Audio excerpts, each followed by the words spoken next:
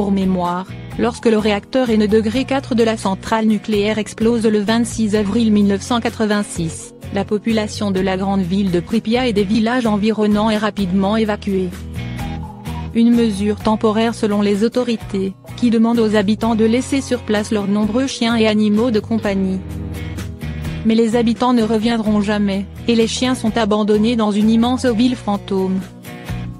L'armée est envoyée pour les abattre, mais une centaine d'entre eux survivent. Aujourd'hui, 30 ans plus tard, leurs descendants sont toujours là.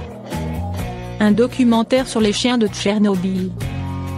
C'est l'histoire de ces chiens et de l'environnement dans lequel ils doivent survivre que le souhaite raconter aujourd'hui. Elle s'est rendue sur place, accompagnée du réalisateur Hugo Chenel pour y tourner un documentaire afin de mettre en lumière le sort de ces animaux. Elle a également rencontré l'association Clean Future Fonds qui s'occupe des chiens errants autour de la centrale. Depuis 2017, le Clean Future Fonds vient en aide aux victimes, humaines, de la catastrophe de Tchernobyl.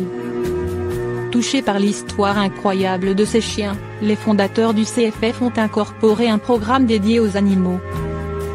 Depuis lors, ils prodiguent des soins vétérinaires autour de la centrale aux animaux qui doivent faire face à la maladie, aux loups, aux températures glaciales. Pour soutenir le Clean Future Fonds, Léa a lancé une cagnotte en ligne et compte sur le soutien du plus grand nombre. Tous les fonds récoltés seront reversés à l'association.